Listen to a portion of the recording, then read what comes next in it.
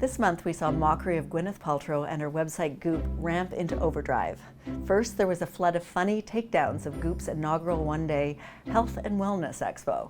Think Woodstock for rich white women. There was an oxygen bar, vegan donuts, and aura photography, whatever that is. An on-site shaman offered advice on the healing power of crystals. Gwyneth's famous friends showed up, and it was packed. Just days later, there was a major hype over Goop's wearable stickers allegedly made from spacesuit material. These expensive band-aids promise to treat physical tensions and anxiety. A former NASA scientist called BS and said, quote, "Not only is the whole premise like snake oil, the logic doesn't even hold up." But before we pelt Paltrow with gluten-free buns, let's take a step back. Yes, Goop reflects the grotesque class divide in American healthcare. Yes, it's easy to trash Gwyneth's blonde privilege, but the booming female-centric wellness industry, of which Goop is part, is just a symptom of a bigger problem, which is the ongoing medical gender gap, as well as female frustration with a medical status quo that doesn't hear or understand women. This problem is systemic. It stems from there being fewer female scientists. It stems from the fact more men participate in industry-led clinical trials. In one infamous example, a pilot project into the role obesity has on breast and uterine cancers included only white men. Let that sink in. The problem also stems from the fact scientists prefer male lab rats because they're cheaper and easier to study than female lab rats. Male rats don't have an estrous cycle, they don't get pregnant, and offer more bang for their buck by providing Y and X chromosomes.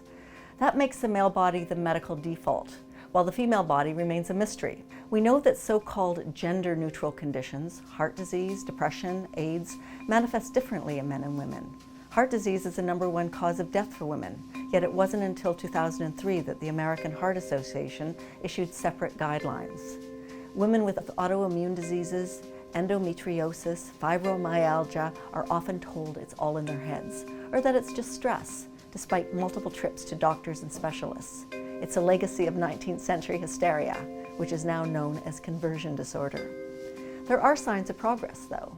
The FDA and Health Canada have recommended sex-specific analysis and have called for more women in clinical studies.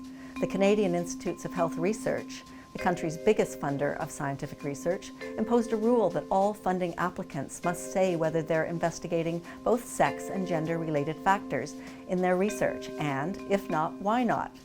Even so, it doesn't mean the data will be much better. The CIHR doesn't require sex-specific results to be reported separately.